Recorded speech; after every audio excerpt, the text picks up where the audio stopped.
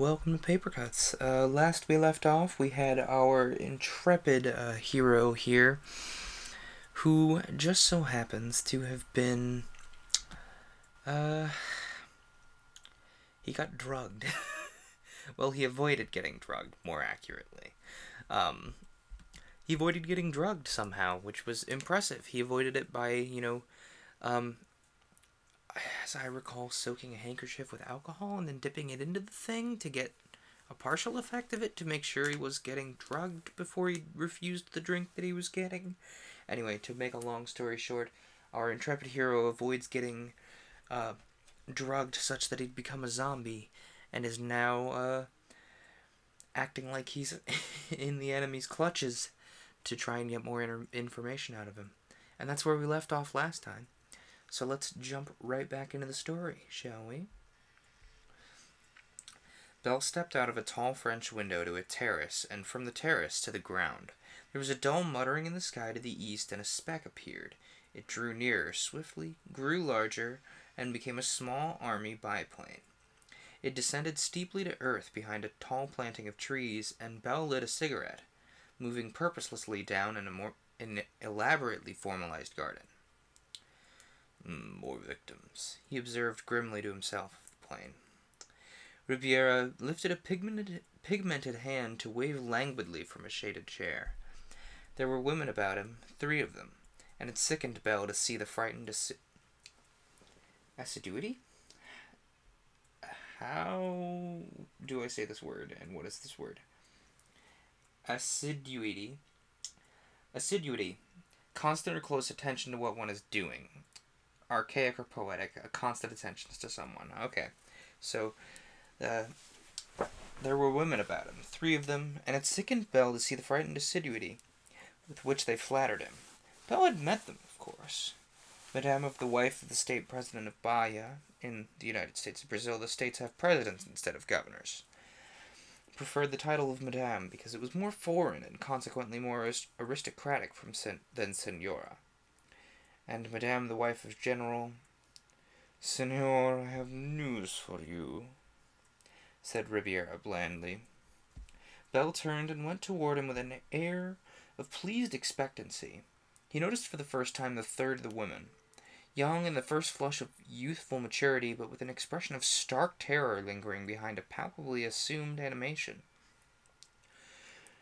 "An acquaintance of yours is to be my guest," said Riviera. And at this Belle steeled himself. "The Senor Canalejas and his daughter," said Riviera, beaming. Belle seemed to frown, and then almost seemed to remember. "Oh, yes, I met her in Washington. She was on the Almirante Gomez coming down." The next instant he saw Riviera's expression and cursed himself for a fool. Riviera's eyes had narrowed sharply, and then they half closed, and he smiled. She's charming," said Riviera in drowsy contentment. "And I had thought that you would be glad to improve her acquaintance. Especially since, as a friend, you may congratulate me. A contract of marriage is under discussion." Belle felt every muscle grow taut. The pigmented man before him. "Indeed, I do congratulate you," said Belle politely. Riviera looked at him with an expression in which a sardonic admiration mingled with something else less pleasant. "You are clever, Senor Belle," he said heavily, seeming to sink more deeply into his chair. "Very clever." He shifted his eyes to the women who stood about him. "You may go," he said indifferently. His tone was exactly that of a despot dismissing his slaves. 2 of them colored with instinctive resentment, and his eyes lingered on an instant on the third. Her face had showed only a passionate relief. "You, Senora, may wait nearby," he said heavily. The terror returned to her features, but she moved submissively to a spot a little out of earshot. Belle found his jaws clenched. There's a certain tension widespread in Brazil which leads to an intolerable arrogance when there's the slightest opportunity for its exercise. Ribiera had such attention, and Belle felt a sickening wrath at the terrified submission of the women. Yes, you are clever, Senor Belle. Where did you learn of the Yagüe? Sorry. $5, that's my dog trying to get in here. Anyway. Belle inhaled leisurely. His muscles were tense, but he gave no outward sign. Instead, he sat down comfortably upon the arm of a chair facing Ribiera's. The only way to greet insolence is with equal insolence and perhaps a greater calm. So you found out it didn't work after all. Ribiera's eyes contracted and he became suddenly enraged. Oh wait, no, that was our hero saying that, sorry. So you found out it didn't work after all. Ribiera's eyes contracted at this and he became suddenly enraged. You're trifling with me. Do you know the penalty for that? Why, yes, a dose of, the poison of the master's private brand. It was a guess, but an educated guess at that. Ribiera turned crimson and then pale. What do you know? He demanded in deadly quietness. You cannot leave this place. You are aware of that.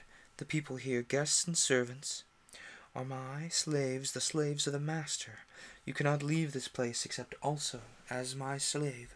I will have you bound and given Yagüe, so that you cannot fail to tell me anything I wish to know. I will have you tortured so that you will gladly say anything I wish. In return for death, I will... You will drop dead with 7 bullets in your body if you give a signal for anyone to attack me. Ribiera stared at him as his hand rested negligently in his coat pocket. And then, quite suddenly, Ribiera began to chuckle. His rage vanished, and he laughed, a monstrous, gross, cackling laughter.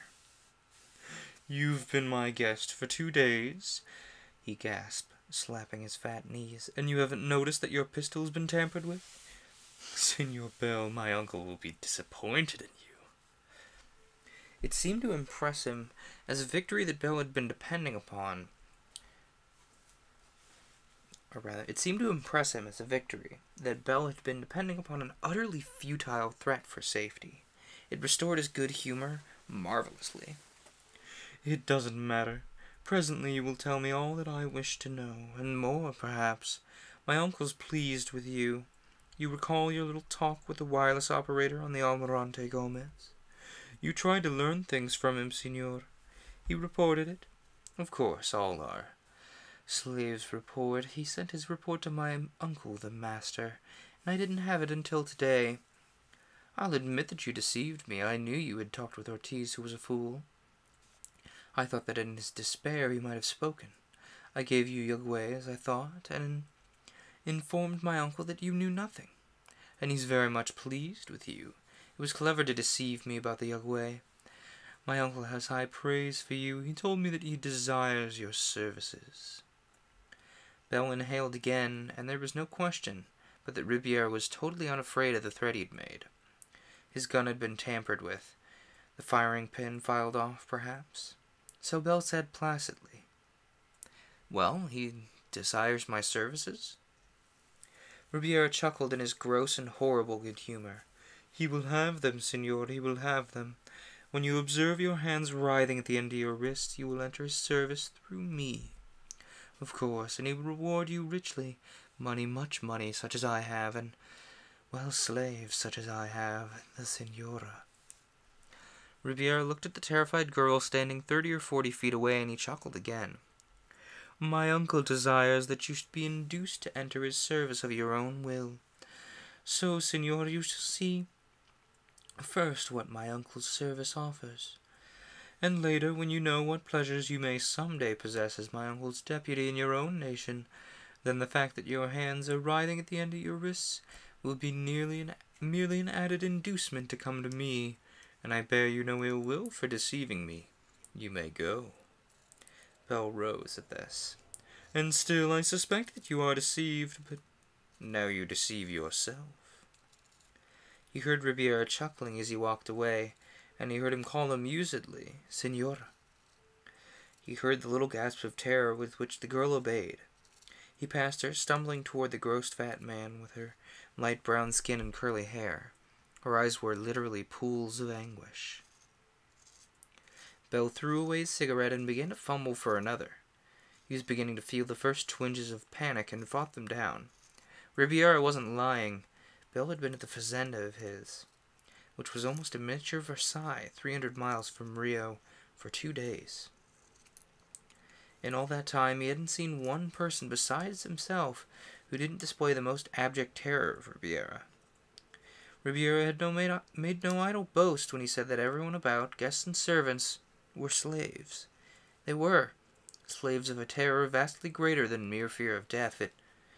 Señor, oh Dios. It was the girl's voice in despair. And Riviera laughed. Belle felt a red mist come before his eyes, and he deliberately steadied his hands and lighted his cigarette. He heard stumbling footsteps coming behind him, and a hand touched his arm. He turned to see the girl Riviera had pointed out, her cheeks utterly chalky white, trying desperately to smile. Señor, smile at me, for the love of God, smile at me. In the fraction of a second, Belle was mad with rage. He understood, and he hated Riviera with a corrosive hatred past conception. And then he was deathly calm and wholly detached, and he smiled widely. And he turned and looked at Riviera, and Riviera's whole gross bulk quivered as he chuckled. Belle took the girl's arm with an excessive politeness and managed, he never afterward understood how he managed, to grin at Riviera. Señor, I think I understand. Stop being afraid, we can fool him. Come and walk with me and talk. The idea is that he must think you're trying to fascinate me, is it not? She spoke through stiffened lips. Oh, that I could only die.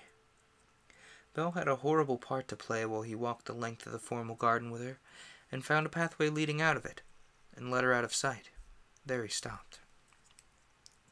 Now tell me, I'm not yet his slave. He has ordered you... She was staring before her with wide eyes that only saw despair. I am to persuade you to be my lover, or I shall know the full wrath of the master. Belle asked questions crisply but gently as he could. We are his slaves, I and mi Arturo, my husband, both of us. She roused herself little under Belle's insistent questioning. We were guests at his house at dinner, our friends, people high in society and in the Republic. And in the Republic were all about us. We suspected nothing. We'd heard nothing. But 2 weeks later, Arturo became irritable. He said that he saw red spots before his eyes, and I did too. Then Arturo's hands writhed at the end of his wrists. He couldn't control them. His nerves were horrible. And mine. We have a tiny baby, and Riviera called upon my husband. He was charming. He observed my husband's hands, and he said he had a remedy. He gave it to my husband, and he became normal again. And then my hands began to writhe. Señor Riviera told my husband that if he would bring me to him, and I was relieved. We were grateful. We accepted the invitation to Señor Riviera at this place, and he showed us a man in chains. He went mad before our eyes. He was a member of the United States Secret Service. And Señor Riviera told us that we faced the same fate if we didn't serve him. Belle had thrust aside rage as useless now. He was deliberately cold. And so, it's a poison, a deadly, horrible poison, drives men murder mad in 2 weeks from the time of its administration. Riviera has an antidote for it, but mixed with the antidote, which acts at once, more of the horrible poison. It'll act in 2 weeks more, so that we are entrapped if we disobey him. Belle began to smile slowly and not at all mirthfully. I think that I shall gain a great deal of pleasure from killing the Señor Riviera. Do you not see, Señor, if he dies, we...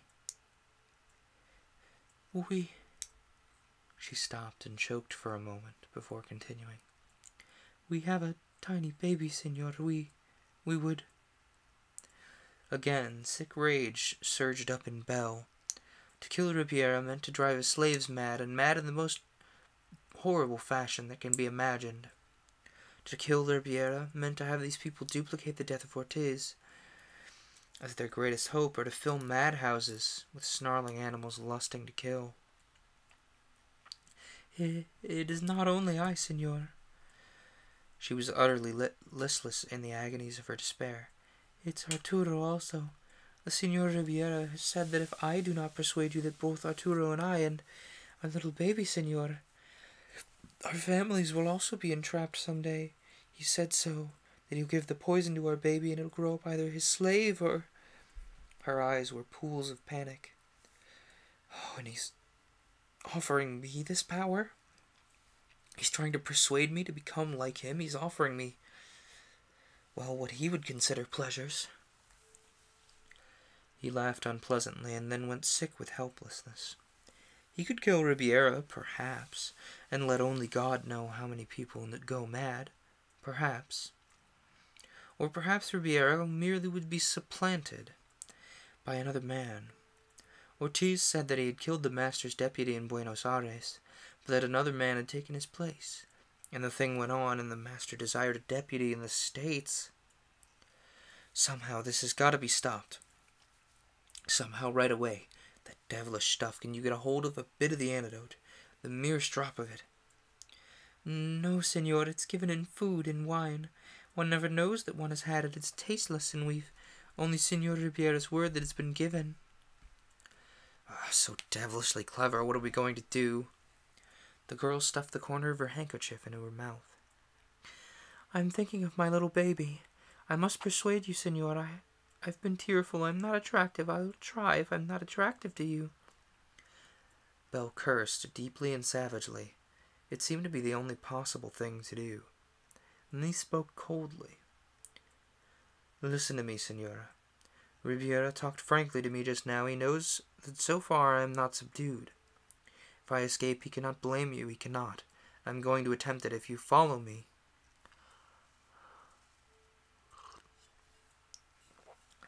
"There is no escape for me, and if he thinks that I knew of your escape and didn't tell him..." "Follow me. I'll take care that he doesn't suspect it." He gazed about for just an instant, orienting himself. The plane that had just landed, the last of a dozen or more that had arrived in the past 2 days, had dipped down on the private landing field to the north. There was a beautifully kept way running from the landing field to the house, and he went on through the thick shrubbery in a labyrinth of paths, choosing the turnings most likely to lead him to it. He came out upon it suddenly, and faced toward the field. There were 2 men coming toward the house on foot. One was a flying pilot, still in his clothes, and the other was a tall man, for a Brazilian especially, with the lucent clarity of complexion that bespeaks uncontaminated descent. He was white-haired, and his face was strangely tired, as if he were exhausted. Belle looked sharply. He seemed to see a resemblance to someone he knew in the tall man, and he spoke quickly to the girl beside him. "Who's the man to the left?" "Senor Canalejas. He's the Minister of War. I suppose he, too..." And at this Belle drew a deep breath, and he walked on confidently. As the others drew near, he said apologetically, "Senors." They halted with the instinctive, at least surface courtesy of the Brazilian, and Belle was fumbling with his handkerchief, rather nervously tying a knot in it. He held it out to Canalejas. "Observe." It was, of course, a recognition knot such as may be given to an outsider by one in the trade. The tall man's face changed, and Belle swung swiftly and suddenly, and very accurately, for that matter, to the point of the other man's jaw, at which point he collapsed. "Senor Canalejas, I'm about to go and steal an airplane to take what I have learned to my companion for transmission, if you wish to go with me." Canalejas stared for a fraction of a second, and then he said quietly, "But of course." He turned to retrace his steps, and Belle turned to the girl. "If you're wise, you will go and give the alarm. If you're kind, you will delay it as much as you dare." She regarded him in agonized doubt for a moment, and then nodded, and fled.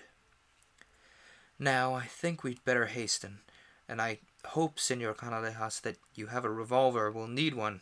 Apparently mine's been ruined." Without a word, the white-haired man drew out a weapon and offered it to him. "I had intended to kill the Senor Ribiera. His last demand is for my daughter." They went swiftly. The plane Belle had seen alight just some 15 or 20 minutes before was just being approached by languid mechanics. It was, of course, still warm. Canalejas shouted and waved his arm imperiously. It's possible that he gave the impression of a man returning for some forgotten thing left in the cockpit of the plane. What happened then happened quickly. A few crisp words in a low tone. A minor hubbub began suddenly at the back of the house.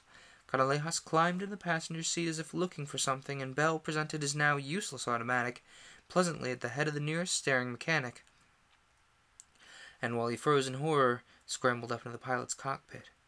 "Contact," he snapped and turned on the switch. The mechanic remained frozen with fear. "I don't know the Portuguese for turn her over." He fumbled desperately about the cockpit. Something whirred, and the propeller went over. Canalejas shot with a painstaking accuracy, twice, and the motor caught with a spluttering roar. As a horde of running figures, servants and guests running with the same desperation, came plunging out onto the flying field from the shrubbery, Bell gave the motor the gun, and the fast little plane's tail came up off the ground as she darted forward, faster and faster with many bumpings. The bumpings ceased, and then she was clear.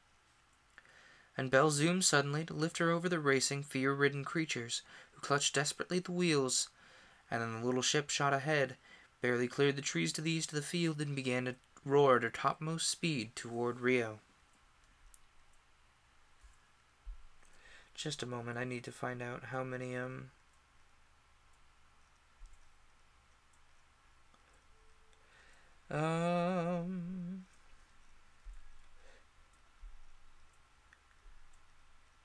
just a moment. I'm trying to find how many, oh, well, it doesn't seem to say how many chapters are left in here. Anyway, I wanted to find out, but we're moving on to chapter 5 in just a moment.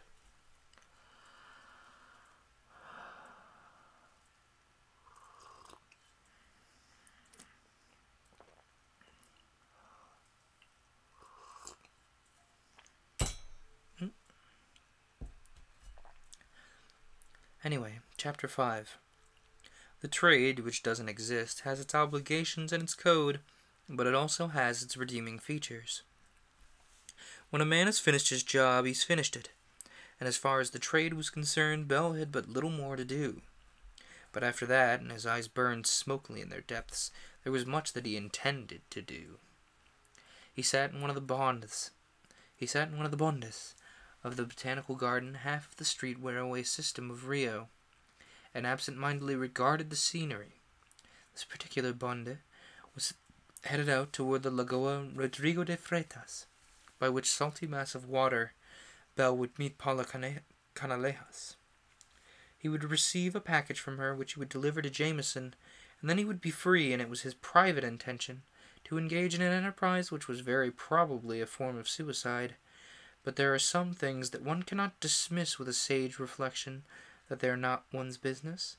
This matter of Ribeira was definitely one of them. The escape from Ribeira's fazenda had been relatively easy because of it being so thoroughly unexpected. The little plane had climbed to 5,000 feet and found a stratum of cloud that stretched for very many miles.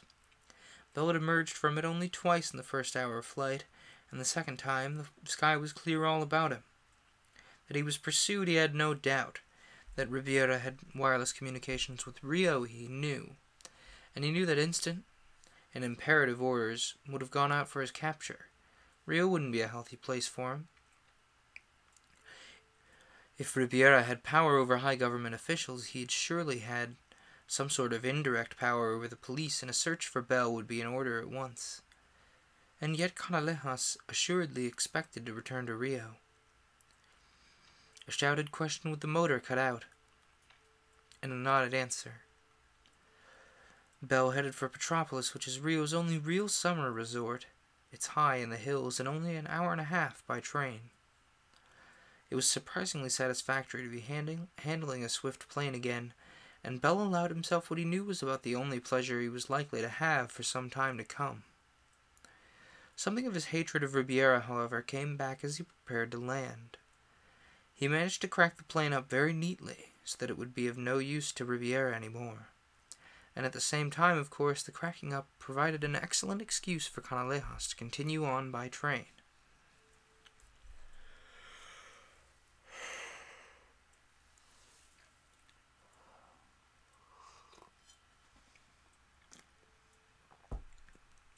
They talked very briefly by the puffing engine. "It is best for you, senor, to remain here overnight. I believe Senor Ribiera has given orders for us both to be looked for. Yet as a cabinet minister, I'm still immune from arrest by the ordinary police. If I reach my home, I'll be able to do that all is necessary." "And you'll prepare a message for me to carry?" "It is ready," said Canalejas, and he smiled faintly.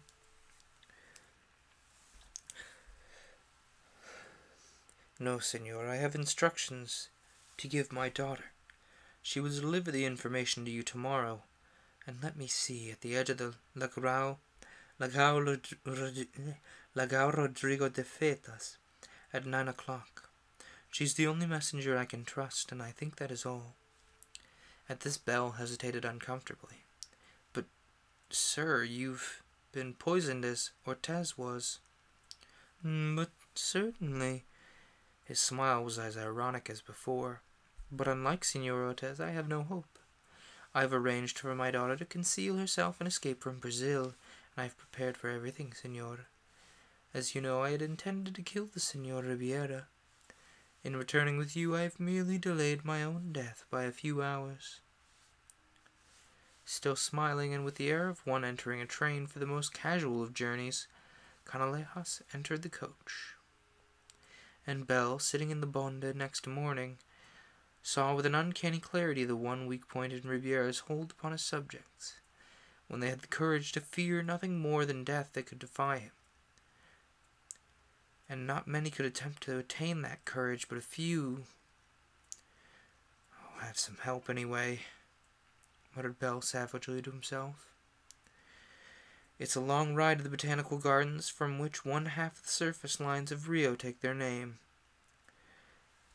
On the way out to the Lagao Rodrigo de Fetas, which is close by the garden itself, Belle had time to work over for the 1000th time the information he possessed and realize its uselessness. 2 things only might be of service. One was that Ribiera was the nephew of the person referred to as the Master, and yet was evidently as much subjected to him as his own victims to himself. The other was that the ultimate end of all the ghastly scheme was in some fashion political. If wealth alone had been Ribiera's aim, the gathering of his slaves would have been a different aspect. The majority of them would have been rich men, men of business, men who could pay out hundreds of thousands a month in the desperate hope of being permitted to remain sane. There would not have been politicians and officials and officers of the army. "The key men of the country were enslaved to Ribiera," growled Bell almost inaudibly. "They gave him the power he's after, more than cash. And it's those key men who have no more to lose than money. There's such a thing as honor." 3 times the conductor stopped beside him and suggestively rattled the coins in his box, and 3 times Bell absent-mindedly paid the fare for the zone. But the ride is a long one, and he had time to realize the hopelessness of any single-handed attack upon the thing he faced, long before the end. Then he absently moved through the amazing collection of tropic and near-tropic growths that is the botanical garden, until he came at once to Paula and the Lagoa Rodrigo de Freitas.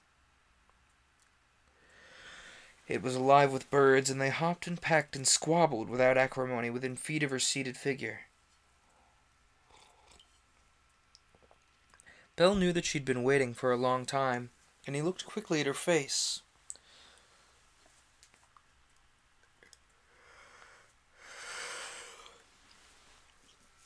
It was quite pale, but thankfully entirely tearless. "Here is the message, Senor Bell, but I think I've been followed." Bell growled in his throat. I didn't discover it until I reached this spot, and I didn't know what to do.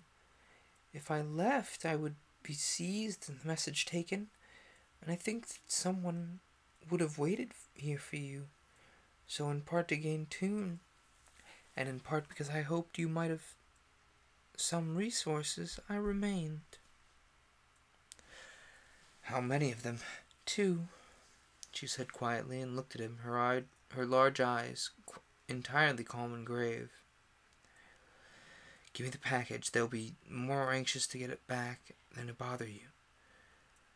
And I'll either knock them cold or hold them in a scrap metal you get away.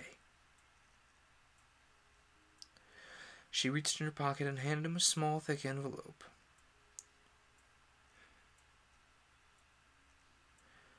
She reached in her pocket and handed him a small, thick envelope. He stuffed it in the corner pocket of his coat. I'll walk away and they'll follow me.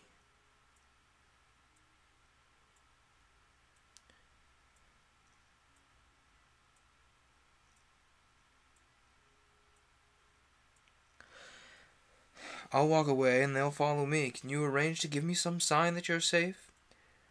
By the gateway, my handkerchief. I shall start as soon as you've vanished.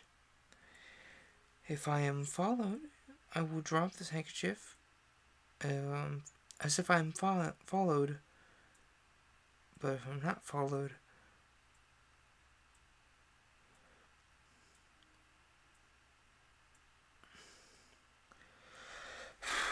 by the gateway, my handkerchief. I shall start as soon as you've vanished. If I'm followed, I'll drop the handkerchief as it is. If I'm not followed, I'll try and not. But what can you do? I'll do something. Something. He smiled with the old same bitterness.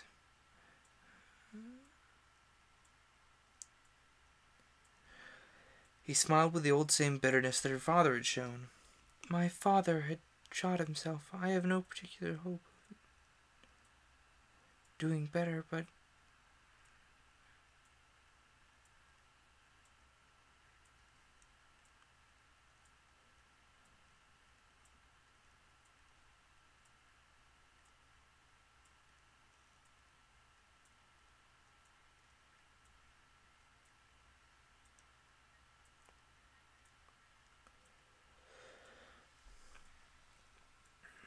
sorry, I kind of zoned out there for a moment. Let me be right back and try and get my energy up so I don't keep zoning out. Oh, I'm just gonna be right. My father shot himself. I have no particular hope of doing better, but I shall not be Ribiera's slave. At this she remained quite still, and Belle moved away. He hurried. There was thick jungle ahead. A section of the gardens that is painstakingly preserved untouched and undisturbed, so that visitors to the capital of Brazil may observe a typical sample of the virgin interior. He dove into the jungle as if in flight, and very shortly after 2 men dove in after him. They hesitated, these men, because the policeman of Rio doesn't like to injure his uniform, and there are many thorns in the jungle growths, you see. But they entered it, having first drawn small glittering weapons, and then from the jungle came silence. It seemed to be silence, anyway, but there may have been some small, unusual noises. It wouldn't have been easy to tell if they were unusual or not, because there are peculiar flashes of charm in certain Brazilian institutions. The preservation of the spotted jungle itself is one, and another is the fact that in all the gardens all manner of wild things live at large and provide unexpected and delightful surprises to the usually foreign visitors. So there were noises after a bit, such noises as some grunting wild thing might have made perhaps, but they also may have been the gasping of a man as the breath was choked out of him, and there was a cracking sound a little later, which might of course been any one of a number of any accidental and perfectly natural causes, though it might have been a man upon whom another man had hurled himself when the second man had landed in his jaw. And thrashing noises a little later might have been anything. But after what seemed a long time, Belle emerged alone. He was breathing quickly, and there were scratches on his face and hands, which might have been made by thorns.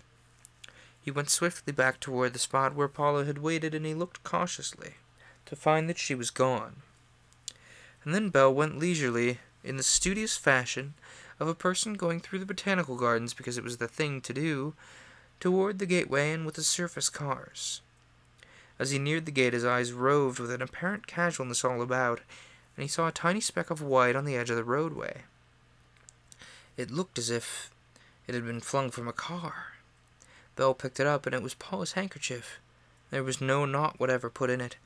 In fact, its lacy edge was torn. "They've got her," said Belle, apparently unmoved. And so he waited for a car. A bulky figure wearing thick spectacles came placidly from the gardens, and it waited also for the car. The car arrived in its 2 sections of first and second class.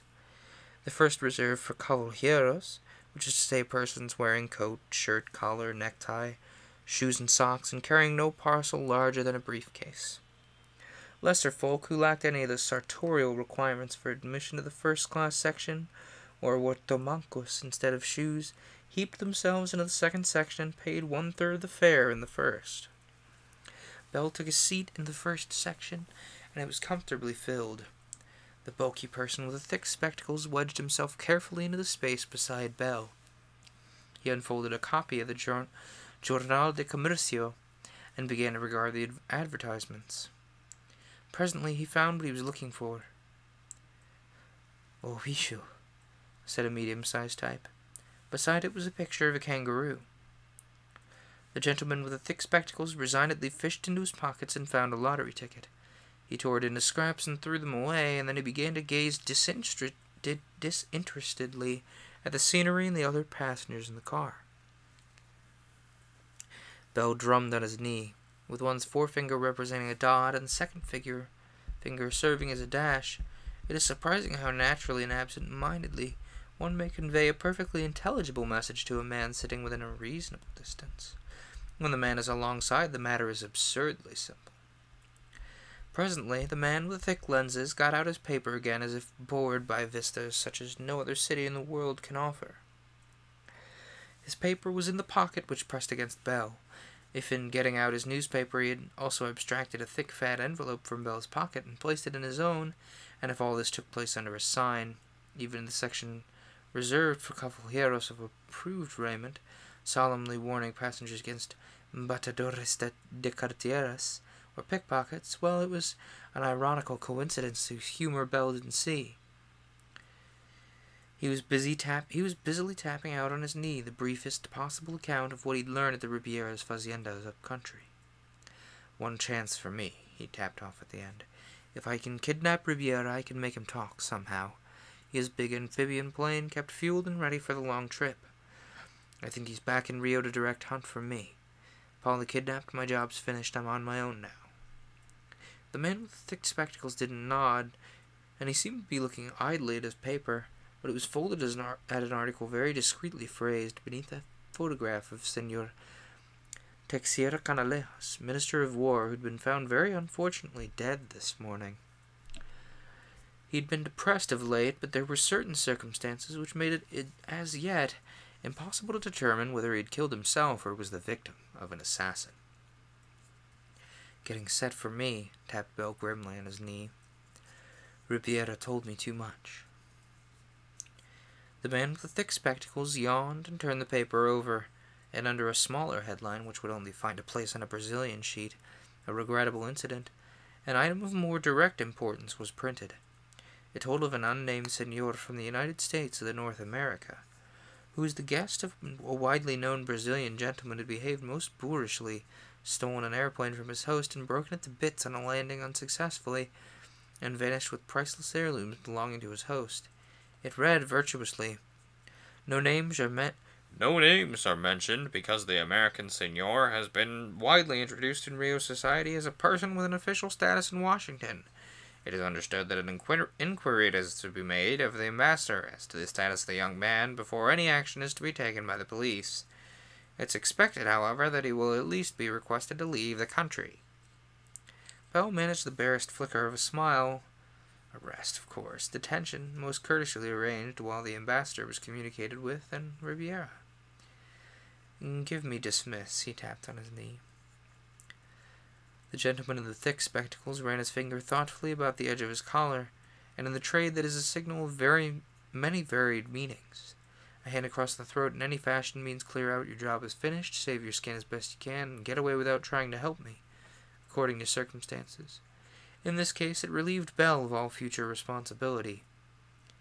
And so he yawned, tapping his lips with the back of his hand, signaled for the stop of a car, and got out. 5 minutes later, he'd signaled a taxicab and given Riviera's address.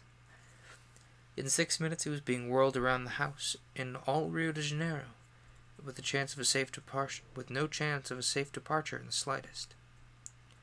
In little more than half an hour, he'd dismissed the cab and was gazing placidly into the startled eyes of the doorman. The doorman, like all of Rio where Riviera was known and feared, knew that Belle was being hunted, and so Belle handed over his card with an inscrutable air. The Signor Riviera returned to the city last night. Present my card and say that I'd like to speak with him. The doorman ushered him inside and summoned the majordomo, still blinking in his amazement, and the majordomo blinked as well. But Belle followed with the air of an habitué. Alright, question of the day. What's this mean? There's no dictionary. Hi. Inform me about this word, please. Habitua. Oh, is in French. Okay. Habitua, a resident or a frequent visitor to a particular place. His uncle was a habitua of the French theater. Habitua. Like you're supposed to say it as though it's a French word, because it's probably a French loanword. But Belle followed with the air of an habitua, as he was again ushered into the luxurious salon in which he had once been offered a drugged drink.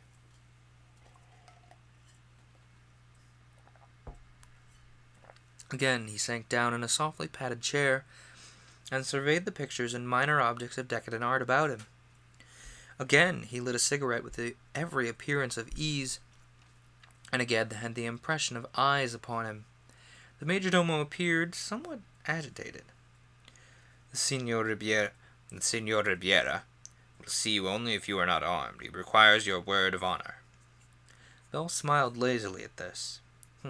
I'll do better than that. I haven't had time to buy a revolver, but the automatic he had put out of commission's in my pocket. Present it to him with my compliments. He handed over the weapon butt first, and the majordomo blinked and took it. Belle sat down and smiled widely. He had been expected to be uproarious, to attempt to force the majordomo to lead him to Riviera, and of course he had been led past a perfectly planned ambush for his capture, but he might have killed the majordomo, which would not disturb Riviera, but had disturbed the servant. And so Belle smoked comfortably, and suddenly hangings parted and Riviera came into the room. My laptop is running out of battery. Everyone's favorite. Hang on. Riviera came into the room, and he smiled nervously, and then as Belle blew a puff of smoke at him and nodded casually, he scowled. I came to make a bargain. Frankly, I don't like to break my word. I was under obligations to deliver a package from Senor Canalejas to a certain messenger who will take it to my government. I've done it, but I'm not Senor Riviera, just a member of the Secret Service. I'm entirely a free agent now, and I'm prepared to consider your proposals, which I could not, in honor at least, do before. And at this he smiled pleasantly. Effrontery, properly managed, is one of the most valuable of all qualities, especially in dealing with people who are themselves arrogant when they dare.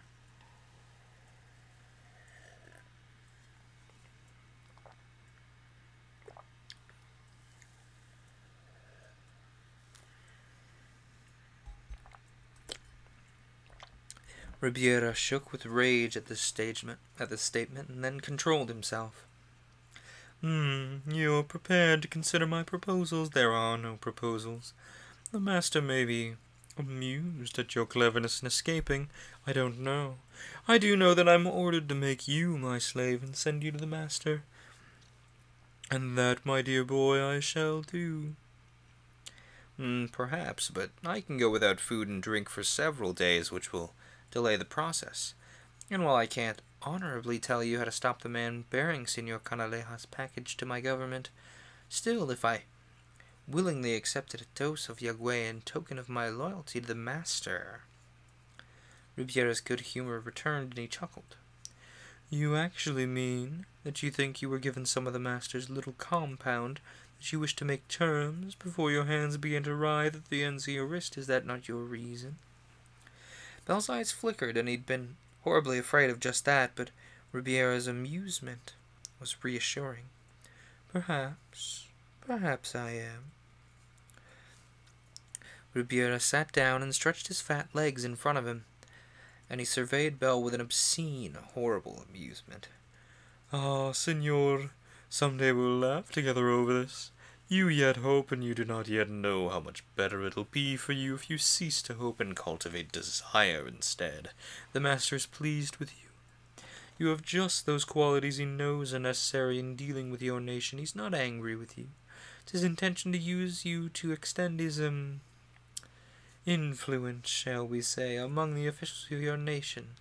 You know, of course, that in but a little more time I will hold all Brazil as I now hold this city in the hollow of my hand. 4 of the republics of the continent are already completely under the control of the master's deputies, and of the rest, Brazil is not the most nearly subdued. A year or two, and the master will become emperor, and his deputies viceroys, and it is whim of his to give you the opportunity of becoming the first deputy and the first viceroy of North America. And you come to me and offer, you, senor, to make terms. I believe even the master will laugh when he hears of it. But do you accept my terms? Said Bell practically. Ribiera chuckled again and shook his head. What are they, senor? That you release the daughter of the Senor Canalejas and pledge your word of honor that she will not be enslaved. Ribiera's word of honor, of course, would be worth rather less than the breath that he was used to give it. But his reception of the proposal would be informative, and so he chuckled again.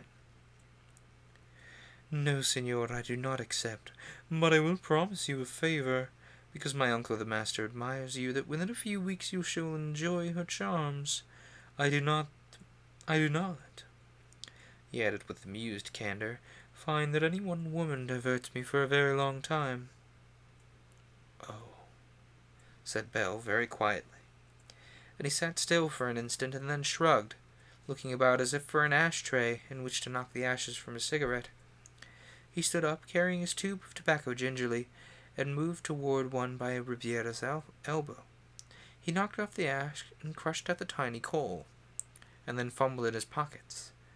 The next instant Ribiera choked with terror. Let me explain. I did not give your majordomo my word that I was unarmed. I merely gave him a weapon. I got these from 2 policemen who tried to arrest me an hour or so ago. And I will remind you, senor, that if the armed men you have posted to prevent my escape try to shoot me, the inevitable contraction of my muscles will send 2 bullets into your heart, even if I am dead.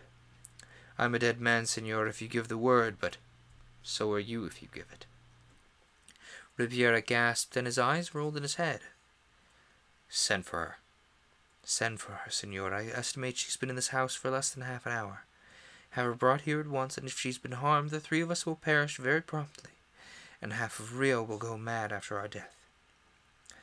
And so the muzzles of the 2 revolvers burrowed into the flesh of Ribiera's body, and a gasp that it was almost a wail of terror came from the watchers, armed watchers, who dared not kill the man they had been posted to guard Ribiera against.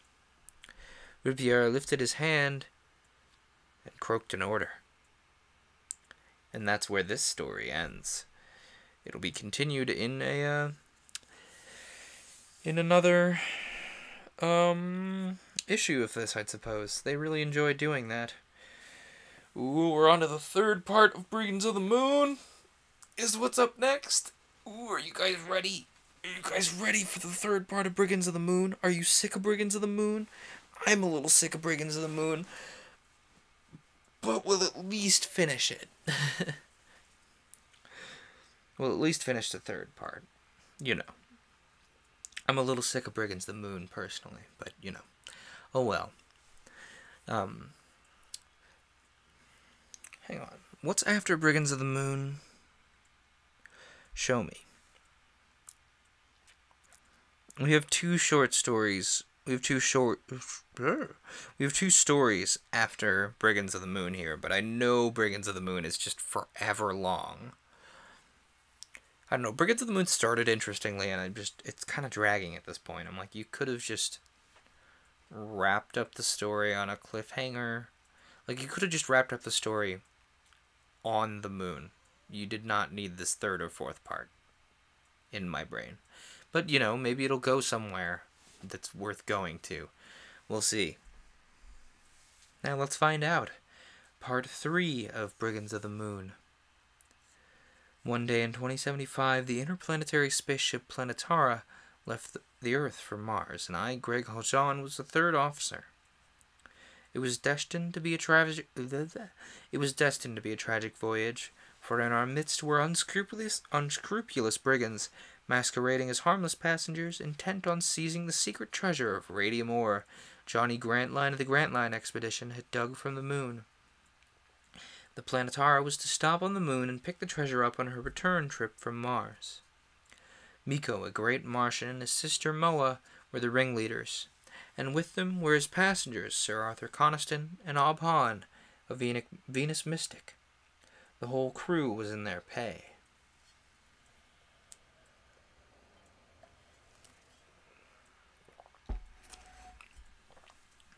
Miko struck, and the captain was killed, as were the officers.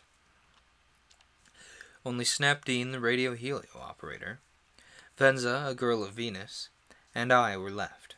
And of course, Anita Prince, who had captivated my heart upon my first glimpse of her. The brigands abandoned the other passengers on a small asteroid, and Miko signaled his spaceship far off on Mars to meet him on the moon. I was forced to guide the Planetara to the moon, and we sighted the huts of the Grantline expedition, and suddenly, just as we started to descend, the controls snapped, and the Planetara tumbled like a spent rocket. Desperately, I tried to check her, but only partially succeeded. We crashed terribly against the barren gray rock of the moon. Anita, Venza, and Snap and I lived through it, but we could not find the bodies of Miko and Moa in the wreckage. Evidently, they were still alive, somewhere.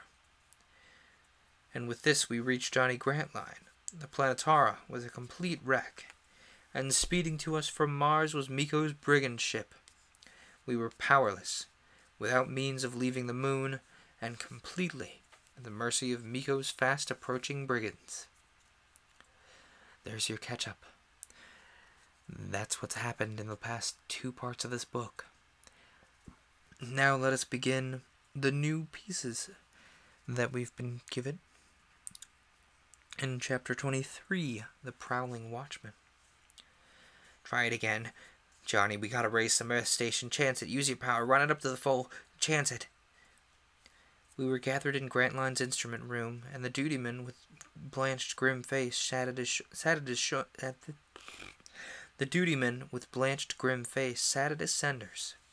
The Grantline crew shoved close around us, tense and silent. Above anything, we must make some Earth Station aware of our plight. Conditions were against us. There were very few observers in the high-powered Earth Stations, who knew that an exploring party was on the moon, perhaps none of them even. The government officials who'd sanctioned the expedition, and Halsey and his confreres in the Detective Bureau, were not anticipating trouble now. The Planetara was supposed to be well on her course to Ferrok-Shan. It was when she was due to return that Halsey would be alert. And it seemed, too, that nature was against us. The bulging half-Earth hung poised near the zenith over our little crater. Its rotation through the hours was clearly visible, and we timed our signals when the western hemisphere was facing us, but nature was against us. No clouds, nor the faintest hint of mist could fog the airless lunar surface, but there were continuous clouds over the Americas. "Try it again," Snap urged. "These bulging walls." Grantline used his power far beyond the limits of safety. He cut down the lights. The telescope intensifiers were permanently disconnected. The ventilators were momentarily stilled, so that the air here in the room, crowded with men, rapidly grew fetid, all to save power pressure, that the vital air system might survive. Even so, it was strained to the danger point. The walls seemed to bulge outward with the pressure of the room, the aluminite braces craning and streaking. Straining and creaking, rather. Pardon my spoonerism. And our heat was radiating away, the deadly chill of space creeping in. "Again!" ordered Grantline. The dutyman flung on the power in rhythmic pulses, and in silence the tubes hissed. The light sprang through the banks of rotating prisms, intensified up the scale until, with a vague, almost invisible beam, it left the last swaying mirror and leapt through our overhead dome into space. "Captain," the dutyman's voice carried an appeal. "These bulging walls, if they cracked or even spun a serious leak, the camp would be uninhabitable." "Enough. Switch it off. We'll let it go at that for now," said Grantline. It seemed that every man in the room had been holding his breath in the darkness. The lights came on again, and the Errant's motors accelerated to normal. The strain on the walls eased up, and the room began warming. Had the Earth caught our signal? We didn't want to waste the power to find out. Our receivers were disconnected. If an answering signal came, we couldn't know it. One of the men said, "Let's just assume they saw us." He laughed, but it was a high-pitched, tense laugh. "We don't dare even use the telescope. Our rescue ship will be right overhead, visible to the naked eye before we can see it. 3 days more, that's what I'll give it." But the 3 days passed, and no rescue ship came. The Earth was almost at the full, and so we tried signaling again. Perhaps it got through, but we didn't know. Our power was weaker now. The wall in one of the rooms sprang a leak, and the men were spending hours to repair it. I didn't say so, but never once did I feel our signals were seen on Earth. Those cursed clouds, the Earth almost everywhere seemed to have poor visibility.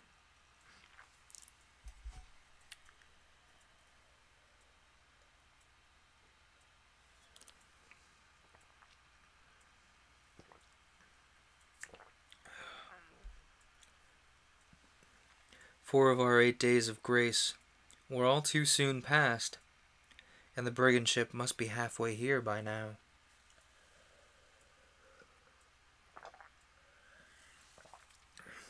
Actually, just allow me a moment. No, I'll do that in just a few more moments here.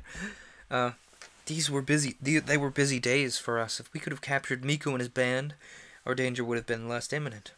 With the treasure insulated so that its gamma rays couldn't betray us, and our camp in darkness, the arriving brigand ship might never find us. But Miko knew our location. He would signal his oncoming ship when it was close and lead it to us. 3 times during those days, and the days which followed them, Grantline sent out search parties, but it was unavailing. Miko, Moa, and Coniston with their 5 underlings couldn't be found. We searched all the territory from the camp to the Planetara, and off to the foot crags of the Archimedes, and a score of miles into the flatness of the Mare Imbrium. Yeah, sorry, I'm getting picky about the Latin name. There was no sign of the brigands.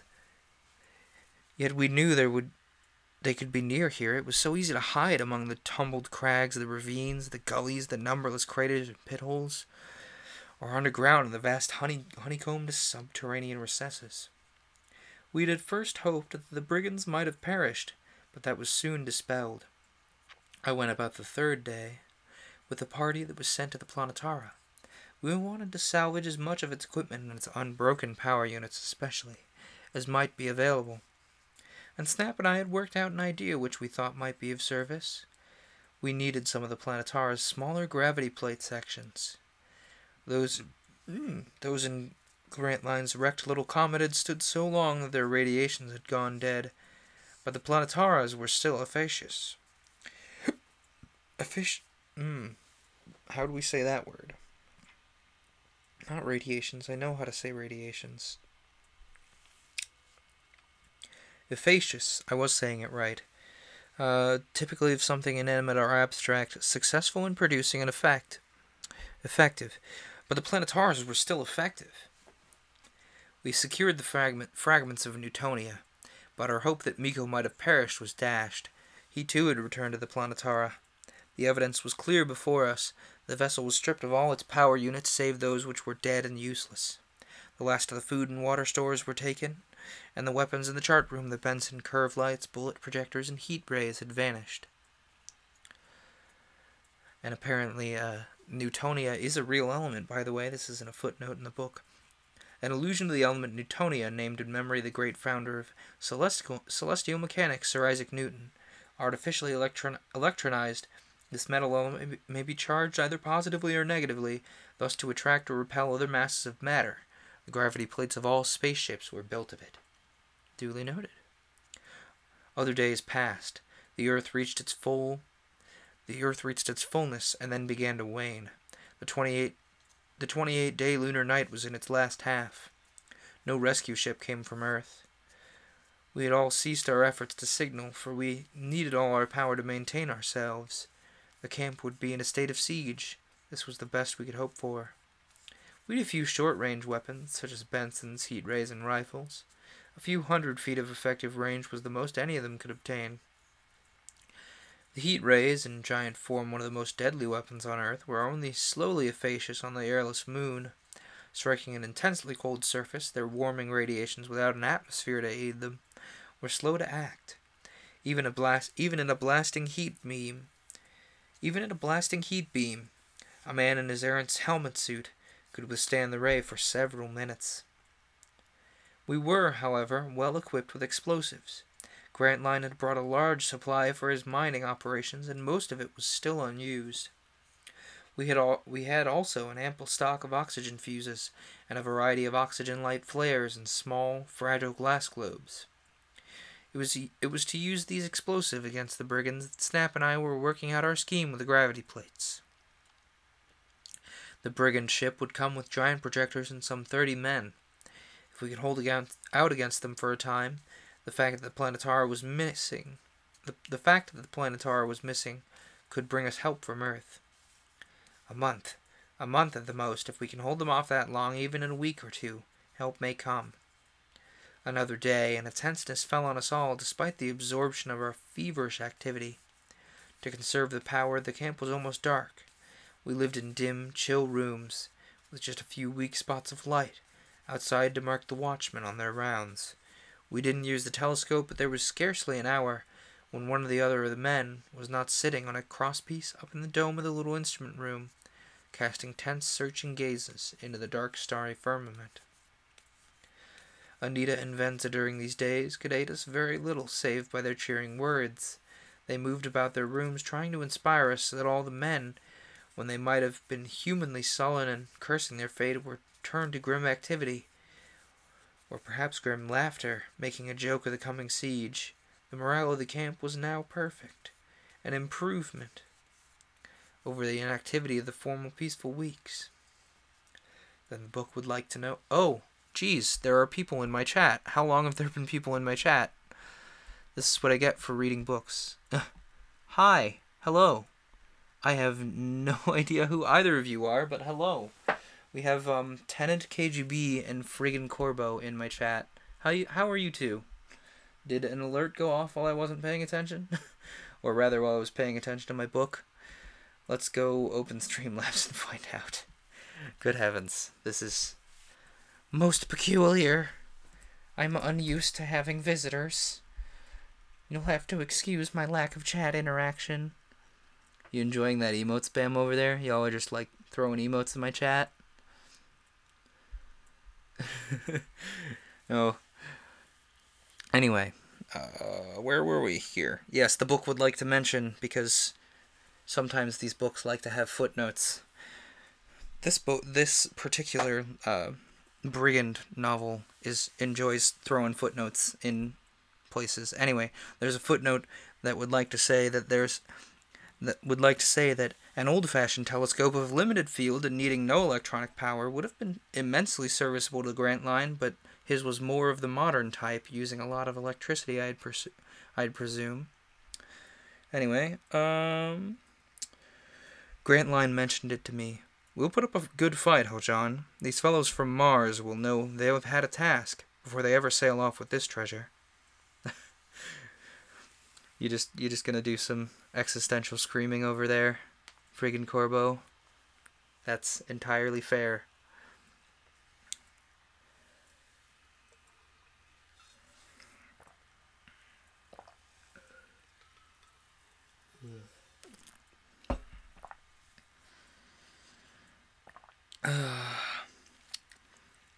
Thankfully, I had many moments alone with Anita.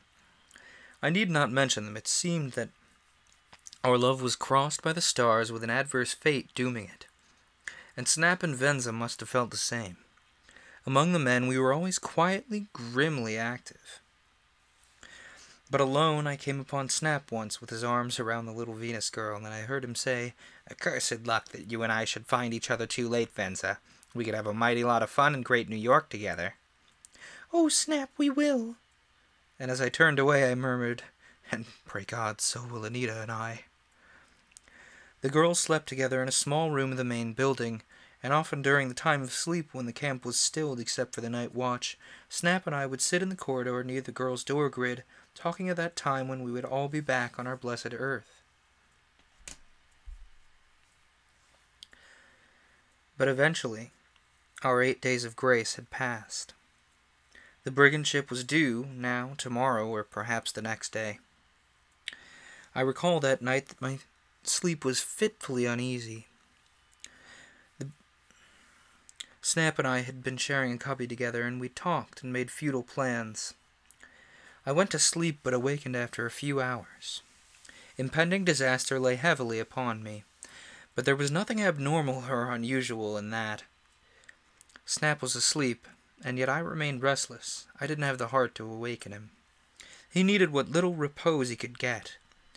I dressed, left our cubby, and wandered out into the corridor of the main building. It was cold in the corridor and gloomy with a weak blue light. An interior watchman passed me.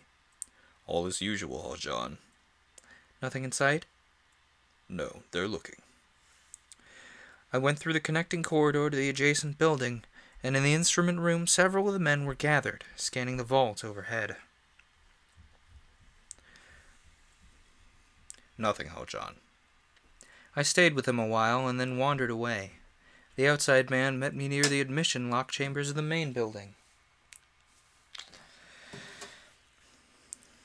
The dutyman here sat at his controls, raising the air pressure in the locks through which the outside watchman was coming.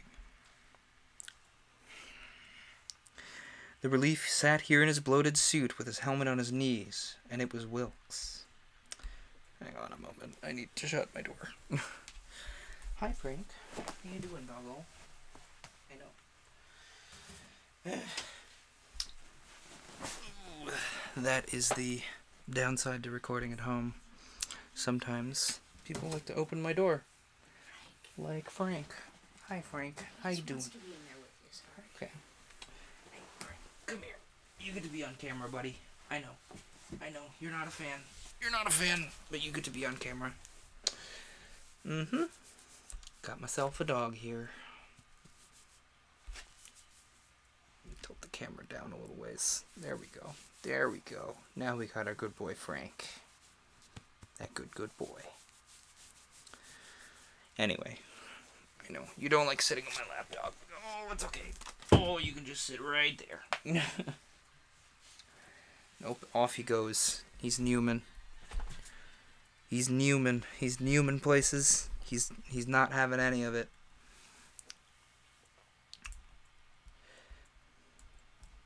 Anyway.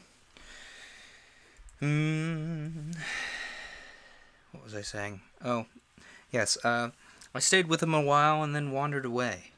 The outside man met me near the admission lock chambers of the main building, and the duty man here sat at his controls, raising the air pressure in the locks through which the outside watchman was coming. The relief sat here in his bloated suit with his helmet on his knees, and I saw that it was Wilkes. Nothing yet, Haljan. I'm going up to the peak of the crater to see if anything's in sight, and I wish that brigand ship would come and get it over with. Instinctively, we all spoke in half whispers, the tenseness bearing in on us. The outside man came out of his helmet, and he was white and grim, but he grinned at Wilkes. All as usual. He tried the familiar jest at Wilkes, but his voice was flat. Don't get the Earthlight get you. Wilkes went out through the ports in a process of no more than a minute. I wandered away through the corridors.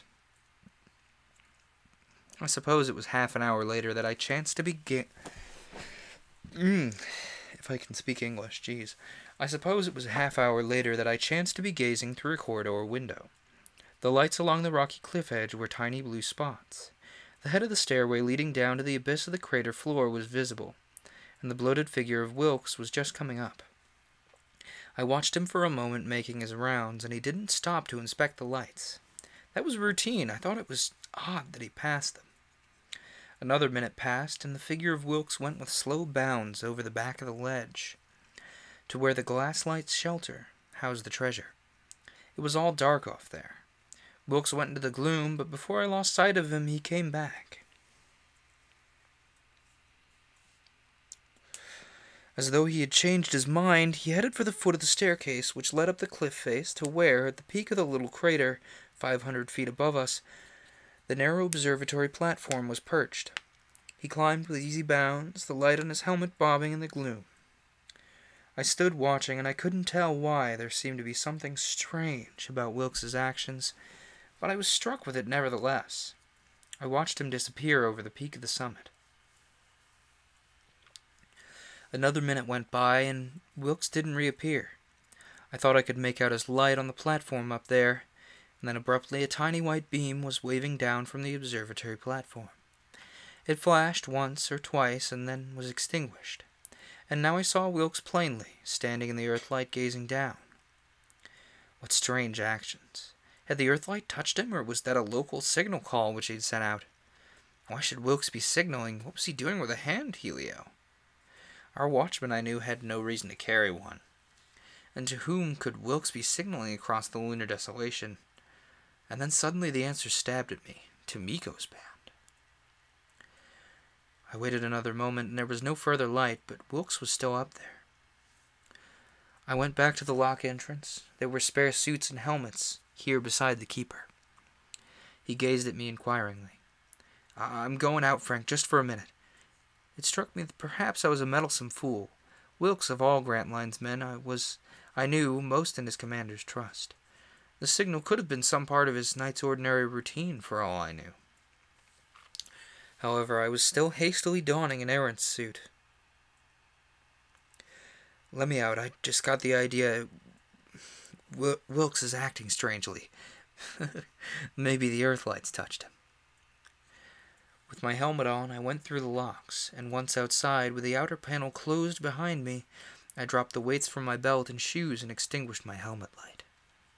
Wilkes was still up there, and apparently he had not moved. I bounded off across the ledge to the foot of the ascending stairs. Did Wilkes see me coming? I couldn't tell. As I approached the stairs, the platform was cut off from my line of vision, and I mounted the stairs with bounding leaps. In my flexible gloved hand, I carried my only weapon, a small bullet projector with oxygen-firing caps for use in this near vacuum. The leaden bullet with its slight mass would nevertheless pierce a man at a distance of 20 feet. I held the weapon behind me. I talked to Wilkes first, just to make sure. I went slowly up the last 100 feet. Was Wilkes still up there? The summit was bathed in Earthlight. The little observatory platform came into view above my head, but Wilkes wasn't there. Then I saw him standing on the rocks nearby, motionless. But in a moment he saw me coming. I waved my left arm with a gesture of greeting, and it seemed to me that he started, made as though to leap away, and then changed his mind and waited for me. I sailed from the head of the staircase with a 20-foot leap and landed lightly beside him, and gripped his arm for audiophone contact. Wilkes.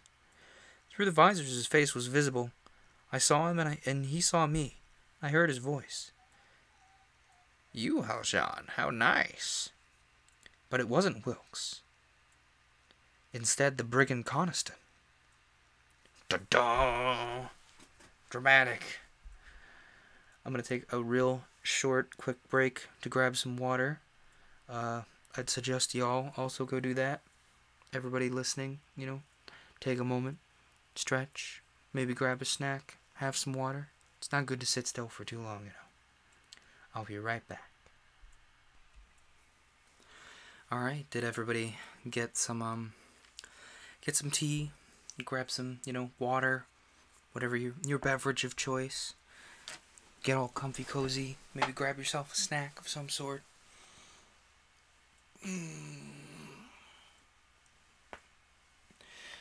Oh, I sure hope so.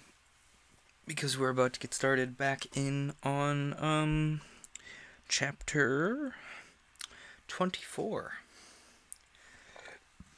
The dutyman at the exit locks of the main building stood up at his window and watched me curiously. He saw me go up the spider stairs, and he could see the figure, he thought it was Wilkes, standing at the top, and he saw me join Wilkes, saw us locked together in combat. And for an instant the dutyman stood amazed. There were two fantastic misshapen figures swaying in the earthlight 500 feet above the camp, fighting desperately at the very brink. They were small, dwarfed by distance, alternately dim and bright as they swayed in and out of the shadows. And soon the dutyman could not tell one from the other. Haljan and Wilkes, they were fighting to the death. The dutyman recovered himself and sprang into action. An interior siren call was on the instrument panel near him, and he rang it, alarming the camp. The men came rushing to him, Grantline among him. What's this? Good heavens, Frank! They saw the silent, deadly combat up there on the cliff. The two figures had fallen together from the observatory platform, dropped 20 feet to a lower landing on the stairs. They lay as though stunned for a moment, and then fought on. Grantline stood stricken with amazement. That's Wilkes! And Haljan went out. Something wrong with Wilkes. He was acting strangely. The interior of the camp was in turmoil. The men, awakened from sleep, ran out into the corridors and shouted questions. An attack? Is it an attack? The brigands? But it was Wilkes and Haljan in a fight out there on the cliff. Someone else is live on Twitch. Thank you, phone, for interrupting. But it was Wilkes and Haljan in a fight out there on the cliff. The men crowded at the bullseye windows. And over all the confusion, the alarm siren, with no one thinking to shut it off, was screaming with its electrical voice. Grantline, stricken for the moment of inactivity, stood gazing. One of the figures broke away from the other, bounded up to the summit from the stair platform to which they'd fallen, and the other followed. They seemed locked together, swaying at the brink. For an instant, it seemed to Grantline that they would go over, then they surged back, momentarily out of sight. Then Grantline found his wits. Stop them! I'll go out to stop them, what fools! He was hastily donning one of the errant suits which stood at the lock entrance. Shut off that siren, Frank! Within a minute, Grantline was ready. The dutyman called from the window. Still at it? By the infernal, such fools, they'll kill themselves. The figures had swayed back into view, then out of sight again. Frank, let me out. Grantline was ready, and he stood helmet in hand. I'll go with you, Commander. But the volunteer wasn't equipped. Grantline couldn't wait. I'm going at once. Hurry up, Frank. The dutyman returned to his panel, and the volunteer shoved a weapon at Grantline. Here, take this. And with this, Grantline jammed on his helmet. He moved the first few steps into the small air chamber, which was the first of the 3 pressure locks.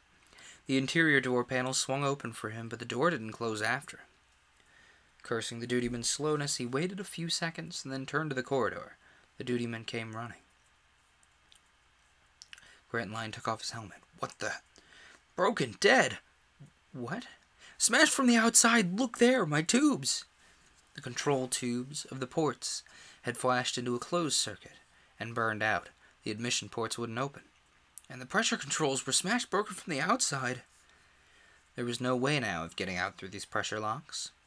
The doors, the entire pressure lock system was dead. It had been tampered with from the outside.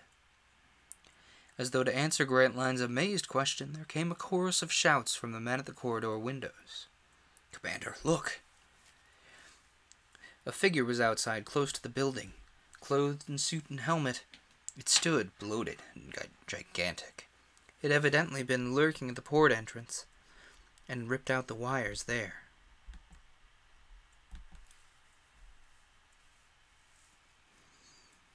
It then moved past the windows, saw the staring faces of the men, and made off with giant bounds. Grantline reached the window in time to see it vanish around the building corner. It was a giant figure, larger than a normal Earthman. Was it a Martian?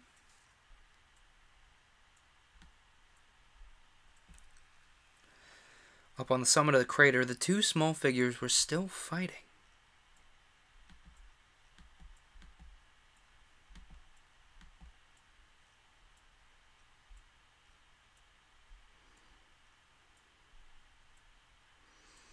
Just a moment, sorry. Trying to do something with my computer. Isn't that fancy? I know there's a way of doing the thing that I want to do. I just don't know which button. I'm just gonna clear chat. Let's just do that.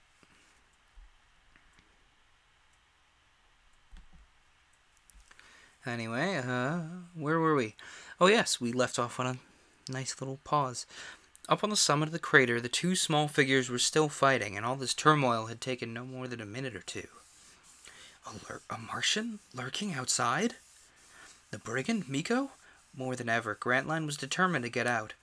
He shouted to his men to don some of the other suits, and called for some of the hand bullet projectors. But he couldn't get it through the main admission ports. He could have forced the panels open, perhaps, but with the pressure-changing mechanism broken, it merely let the air out of the corridor. A rush of air was probably uncontrollable. How serious the damage was, no one could tell as yet. It'd probably take at least hours to repair it.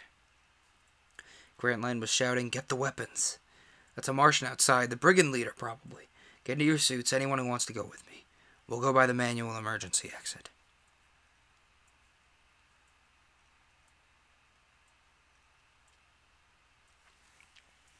But the prowling Martian had found it. Within a minute, Grantline was there. It was a smaller, two-lock gateway of manual control so that the person going out could operate it himself. It was in a corridor at the other end of the main building, but Grantline was too late. A lever wouldn't open the panels. Had someone gone out of this way and broken the mechanisms after him? A traitor in the camp? I swear, my book reader's running out of power, so we're going to keep going until my book reader runs out of power, and that'll be the episode. A traitor in the camp? Or had someone come in from the outside? Or the skulking Martian outside broken his lock as he had broken the others? The questions surged on Grantline. His men crowded around him, and the news spread. The camp was a prison. No one could get out.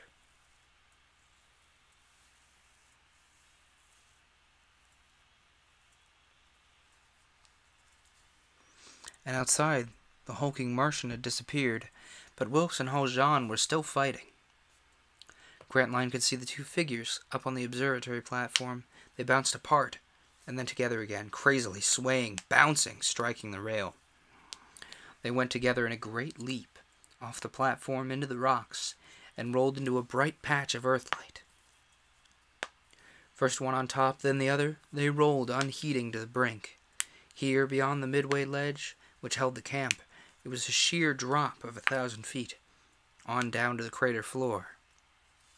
The figures were rolling, then one shook himself loose, rose up, seized the other, and with a desperate lunge, shoved him.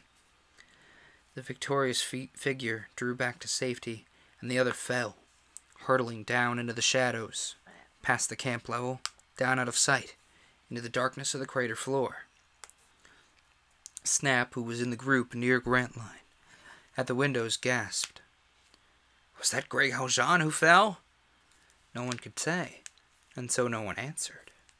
Outside on the camp ledge, another helmeted figure now became visible. It wasn't far from the main building when Grantline first noticed it. It was running fast, bounding toward the spider staircase. It began mounting, and now still another figure became visible. The giant Martian again. He appeared from around the corner of the main Grantline building, and evidently saw the winner of the combat on the cliff, who now was standing in the earthlight gazing down. And he saw too, no doubt, the second figure mounting the stairs.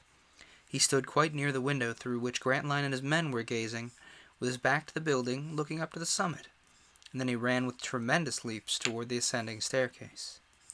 Was it Haljan standing up there on the summit? Who was it climbing the staircase, and was the third figure Miko?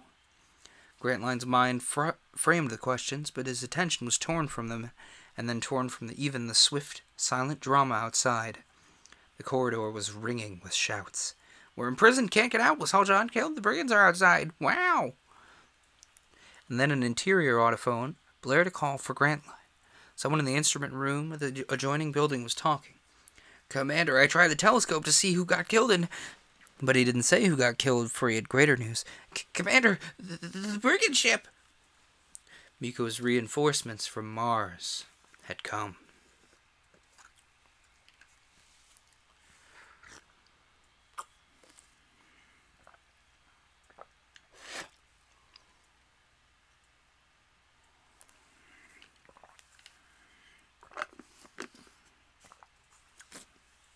And now we journey on to Chapter 25. The combat on the crater top. Not Wilkes, but Coniston, his drawling British voice. "You, Greg Haljan, how nice." His voice broke off as he jerked his arm from me. My hand with the bullet projector came up, but with a sweeping blow he struck my wrist. The weapon dropped to the rocks. I fought instinctively those first moments. My mind was whirling with a shock of surprise. This wasn't Wilkes, but the brigand Coniston.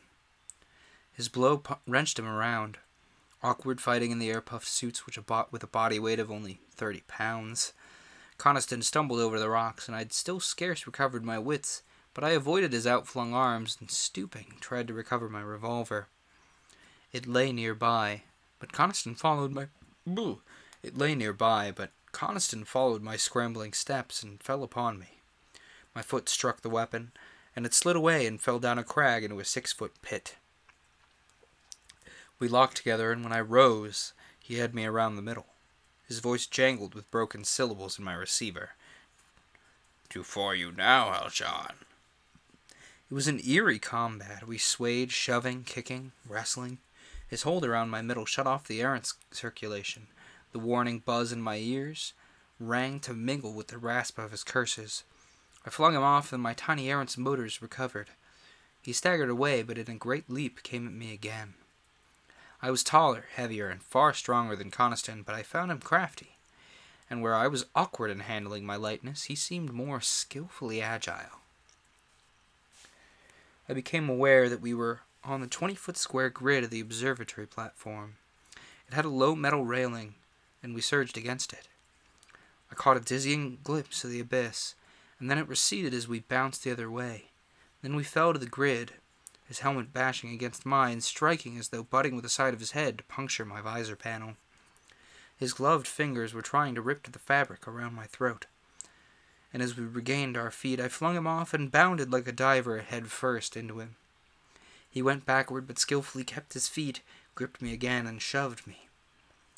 I was tottering at the head of the staircase, falling, and yet I clutched at him. We fell some 20 or 30 feet to the next lower spider landing. The impact must have dazed us both. I recall my vague idea that we'd fallen down the cliff. My errant's motors smashed and my air was shut off. Then air came again. The roaring in my ears stilled, my head cleared, and I found that we were on the landing, still fighting. He presently broke away from me, bounded to the summit, with me after him. In the close confines of the suit I was bathed in sweat and gasping. I had no thought to increase the oxygen content of my air, but I sorely needed more oxygen for my laboring, pounding heart and my panting breath. I fumbled for the oxygen control lever, and I couldn't find it, or at least it wouldn't operate. I realized I was fighting sluggishly, almost aimlessly, but so was Coniston. It seemed dreamlike, a phantasmagoria of blows and staggering steps, a nightmare with only the horrible vision of this goggled helmet always before my eyes. It seemed that we were rolling on the ground back on the summit. The unshadowed earthlight was clear and bright. The abyss was beside me.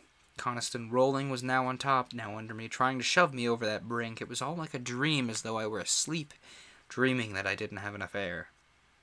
I strove to keep my senses, and he was struggling to roll me over the brink, but that wouldn't do. I was so tired, though.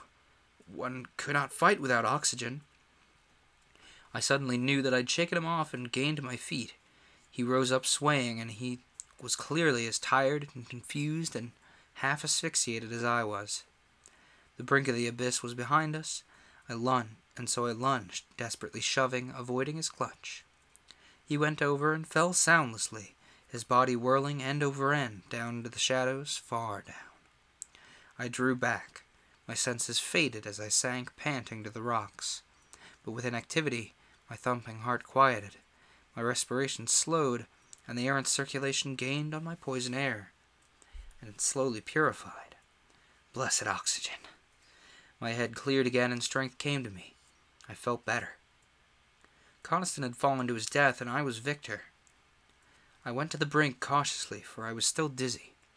I could see, far down there on the crater floor, a little patch of earthlight, in which a mashed human figure was lying. I staggered back again. A moment or two must have passed while I stood there on the summit, with my senses clearing and my strength renewed as the bloodstream cleared in my veins. I was victor. Coniston was dead. I saw now, down on the lower staircase, below the camp ledge, another goggled figure lying huddled. That was Wilkes, no doubt. Coniston had doubtless caught him down there, surprised him and killed him. My attention, as I stood gazing, went down to the camp buildings. Another figure was outside. I bounded along the ledge, reached the foot of the ascending staircase, at the top of which I was standing, and with agile leaps it came mounting at me. Another brigand? Miko?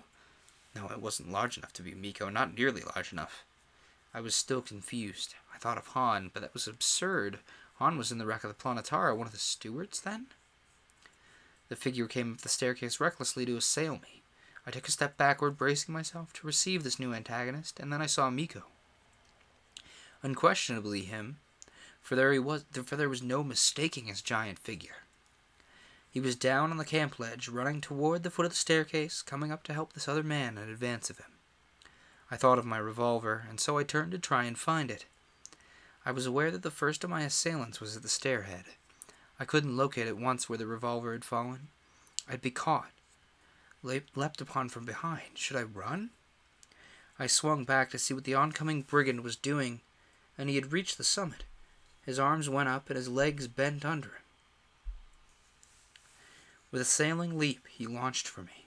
I could have bounded away, but with a last look to locate the revolver, I braced myself for the shock. The figure hit me. It was small and light in my clutching arms. I recall that I saw Miko was halfway up the staircase, and I gripped my assailant. The autophone contact brought a voice. "Greg, is it you?" It was Anita clutching at me. And now we move on to chapter 26, At Bay. "Greg, you're safe." She'd heard the camp corridors resounding with the shouts that Wilkes and Haljan were fighting, and she'd come upon a suit and a helmet by the manual emergency lock, had run out through the lock, confused with her only idea to stop Wilkes and me from fighting, and then she'd seen one of us killed. Impulsive, barely knowing what she was doing, she mounted the stairs, frantic to find if I were alive. "Anita!" Mika was coming. She hadn't seen him. She had no thought of brigands, only the belief that either Wilkes or I had been killed. But now, for an instant, we stood together on the rocks near the observation platform. I could see the towering figure of Miko nearing the top of the stairs. "Anita, that's Miko. We have to run." Then I saw my bullet projector. It lay in a bowl-like depression quite near us. I leapt for it, and as I tore loose from Anita, she leapt down after me. It was a broken bowl in the rocks, some 6 feet deep. It was open on the side facing the staircase, a narrow, ravine-like gully full of gray, broken, tumbled rock masses. The little gully was littered with crags and boulders, but I could see out through it. Miko had come to the head of the staircase, and so he stopped there, his great figure etched sharply by the earthlight. I think he must have known that Coniston was the one who'd fallen over the cliff, as my helmet and Coniston's were different enough for him to recognize which was which. He didn't know who I was, but he did know me for an enemy. He stood now at the summit, peering to see where we had gone, and he was no more than 50 feet from us. "Anita, lie down." I pulled her down on the rocks, and I took aim with the bullet projector, but I'd forgotten our helmet lights. Miko must have seen them just as I pulled the trigger. The flying bullet missed him as he jumped sidewise. He dropped, but I could see him moving in the shadows to where a jutting rock gave him shelter. I fired again. Greg! Greg! I had stood up to take aim, and I saw the bullet chip a bit of rock. Anita pulled me sharply down beside her. "Greg, he's armed!" It was his turn to fire. It came, the familiar, vague flash of the paralyzing ray. It spat its tint of color on the rocks near us, but couldn't reach us. Miko rose a moment later and bounded to another rock. I scrambled up and shot at him, but missed. And then he crouched and returned my fire from a new angle. But Anita and I had shifted. Time passed, only a few moments, perhaps. I couldn't see Miko momentarily. I assumed he was crouching. Perhaps he'd moved away again. He was, or had been, on slightly higher ground than the bottom of the bowl. It was dim down here where we were lying, but I feared that at any moment, at every moment, Miko might appear and strike us. His ray at any short range would penetrate our visor panes, even though our suits might temporarily resist it. "Anita, it's too dangerous here." Had I been alone, I might perhaps have leapt up to lure Miko, but with Anita I didn't dare chance it. "We've got to get back to the camp." The autophone brought back her comment. "Perhaps he's gone." But he hadn't. We saw him again out in a distant patch of earthlight, and he was farther from us than before, but still on higher ground. We'd extinguished our small helmet lights, but he knew we were not here. But he knew we were here, and possibly he could see us. His projector flashed again, but we had again shifted, and were untouched. He was 100 feet or more away now. His weapon was of longer range than mine, and so I didn't answer his fire, for I couldn't hope to hit him at such a distance, and the flash of my weapon would help him with his aim. I murmured to Anita, "We must get out of here." And yet how did I dare take Anita from these concealing shadows? Miko could reach us so easily as we bounded away in plain view of the earthlight of the open summit. We were caught at bay in this little bowl. The camp from here wasn't visible, but out through the broken gully, beyond the staircase top, a white beam of light suddenly came up from below. "Haljan." It spelled a signal. "Haljan." It was coming from the Grand Line instrument room, I knew. I could answer it with my helmet light, but I didn't dare. I hesitated. "Try it," urged Anita. We crouched where we thought we might be safe from Miko's fire, and so my little light beam shot up from the bowl. It was undoubtedly visible to the camp. "Yes, I'm Haljan." And I added, "Help! Send us help!" I didn't mention Anita. Miko could doubtless read these signals, and in the camp they might have missed Anita by now. They answered, "Cannot." I lost the rest of it, and there came a flash from Miko's weapon. But it gave us confidence. He couldn't reach us at the moment. The Grant Line beam repeated, "Cannot come out. Port's broken. You can't get in. Stay where you are an hour or two. We may be able to repair ports." The ports were broken? Stay here an hour or two? I couldn't hold this position against Miko that long. Sooner or later, he would find a place from where he would sweep this bowl from beyond our possibility of hiding. I saw him running now, well beyond my range, to ferret out another point of vantage, and I extinguished my light. What use was it to tell Grantline anything further? Besides, my light was dangerous. But the Grantline beam spelled another message. "The brigand ship is coming. It'll be here before we can get out to you. No lights. We'll try and hide our location." And then the signal beam brought a last appeal to me. Miko and his men will divulge where we are unless you can stop them." The beam vanished, and the lights of the Grantline camp made a faint glow that showed above the crater edge. And yet the glow died, as the camp was now plunged into darkness. Chapter 27. Anita's Plan. We crouched in the shadows of the Earthlight filtering down to us, and the skulking figure of Miko had vanished, but he was out there somewhere on the crags, I was sure, lurking, maneuvering to where he could strike us with his ray. Anita's metal-gloved hand was on my arm, and my ear diaphragm, her voice sounded eager and unmistakable. "What was the signal, Greg?" She couldn't read the semaphore lights, and so I told her. "Oh, Greg, the Martian ship coming." Her mind clung to that as the most important thing, but that wasn't what I had seized on. To me, there was only the realization that Anita was caught out here, almost at the mercy of Miko's ray. Grantline's men couldn't get out to help us, and neither could I get Anita into the camp. "Where do you suppose the ship is, in telescopic view?" "Yes, 20 or 30,000 miles up, probably." The stars and the Earth were visible over us, somewhere up there, disclosed by Grantline's instrument, but not yet discernible to the naked eye. Miko's reinforcements were hovering. I stood up cautiously to try and locate Miko, and immediately I saw him. He jumped as though fearing my coming bullet, and I dropped back, barely avoiding his flash, which swept across the top of the wall. Greg, don't take such a chance." We lay for a moment in silence. It was horribly nerve-straining. Miko could be creeping up on us. Would he dare chance my sudden fire, creeping, or would he make a swift, unexpected rush? The feeling that he was upon us abruptly swept me. I jumped to my feet against Anita's effort to hold me, but Miko had again vanished. Where was he now? I sank back. That ship will be here in a few hours. I told her what Grantline's signal had suggested. The ship was hovering overhead. It must be fairly close, for Grantline's telescope had revealed its identity as a bandit flyer, unmarked by any of the standard code identification lights.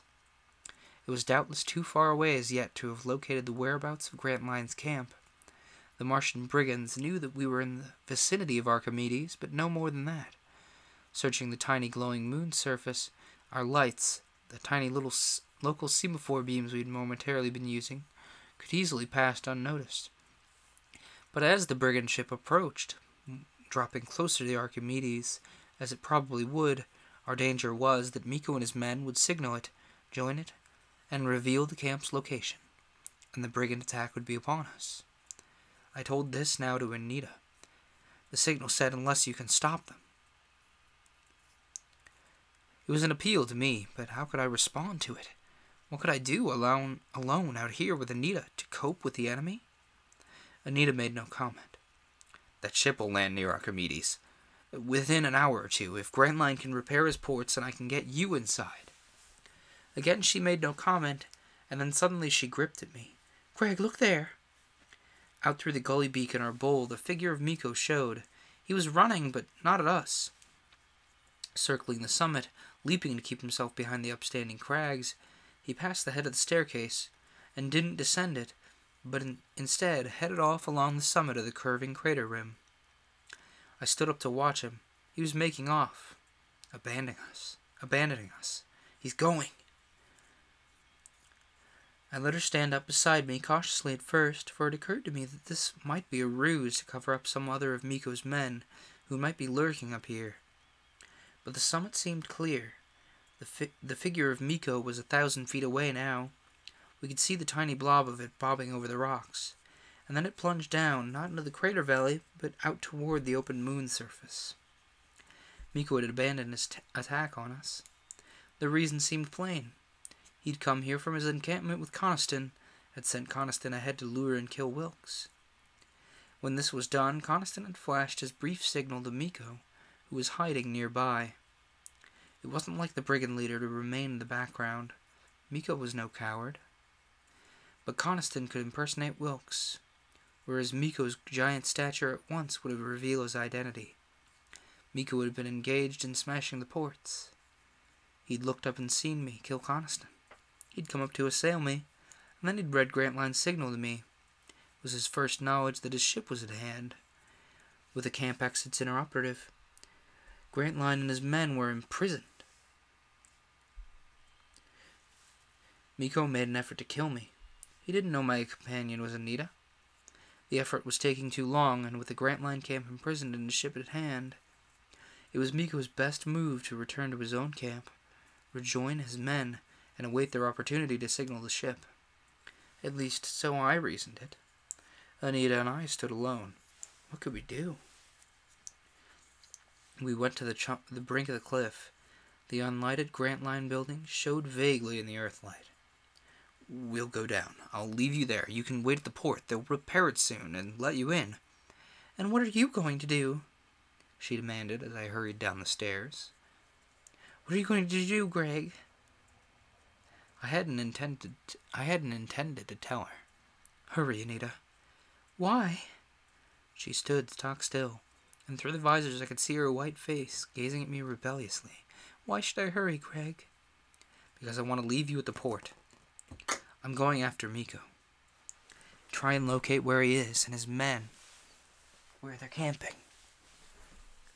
I had indeed no specific plan as yet, but it seemed useless for me to sit at the port waiting to be let in. He's gone, Greg. She was right on that. Miko was already a mile or more away, down on the outer surface, making off. He'd be soon out of sight, and it was impossible to follow him. Greg, let me go with you. She jerked away from me and bounded back up the staircase, and I caught her on the summit. Anita! I'm going with you. You're going to stay here. I'm not. This exasperating controversy, and time was so precious. Anita, please. I'll be safer with you than waiting here, Greg. It almost decided me. Perhaps she would. It was only my intention to follow Miko at a distance, and with much more of this delay here, he'd be lost to me. And she added, Besides, I won't stay, and you can't make me. We ran along the crater top, and at its distant edge, the lower plain spread below us. Far down and far away on the distant broken surface, the leaping figure of Miko showed. We plunged down the broken outer slope, reached the level, and as soon as we ran, the little Grantline crater faded behind us. Anita ran more skillfully than I. 10 minutes or so passed. We'd seen Miko in the direction he was taking, but down here on the plain we could no longer see him. It struck me that this was purposeless and perhaps dangerous. Suppose Miko were to see us following? Suppose he stopped and lay in ambush to fire at us as we came leaping heedlessly by? Anita, wait. I drew her down amid a group of tumbled boulders, and then abruptly she clung to me. Greg, I know what we can do. Greg, don't tell me you won't try it. You won't let me try it. I listened to her plan, and it was incredible, but incredibly dangerous.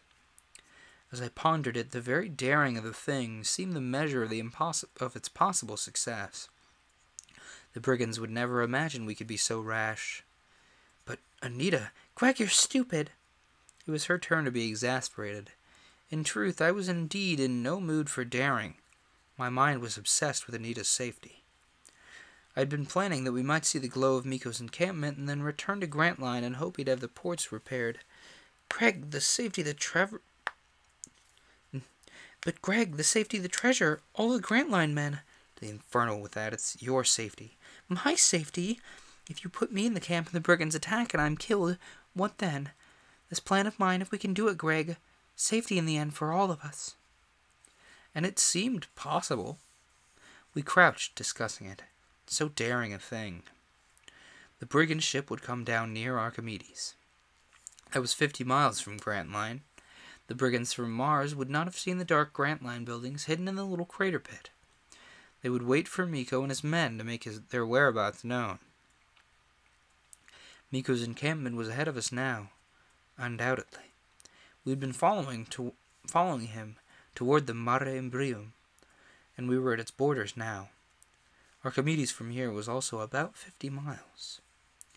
Anita proposed that we go to Archimedes, climb in slope, and await the coming of the brigand ship. Miko would be off in the Mare Imbrium, or at least we hoped so.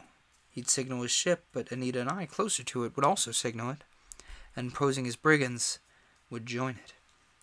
Remember, Greg, I'm Anita Prince, George's sister. Her voice trembled as she mentioned her dead brother. They know that George was in Miko's pay, and I'm his sister. It'll help convince them. This daring scheme, if we could join the ship, we might be able to persuade its leader that Miko's distant signals were merely a ruse of Grantline to lure the brigands in that direction. A long-range projector from the ship would kill Miko and his men, so they came forward to join it. Then we could falsely direct the brigands, lead them away from Grantline and the treasure. Greg, we must try it. Heaven help me, I yielded to her persuasion. We turned at right angles and ran toward the distant frowning walls of Archimedes that loomed against the starlit sky. Alright, folks, we're coming up on 2 hours. My book reader has complained at me that it's out of battery a little while ago, and I'd rather not have it run out of battery on me. So we'll pick up with chapter 28 next week. And here's your teaser is the chapter name. Chapter 28, The Ascent of Archimedes. I'll see you all next week for another episode of Paper Cuts. And, hey, here's hoping it doesn't sting.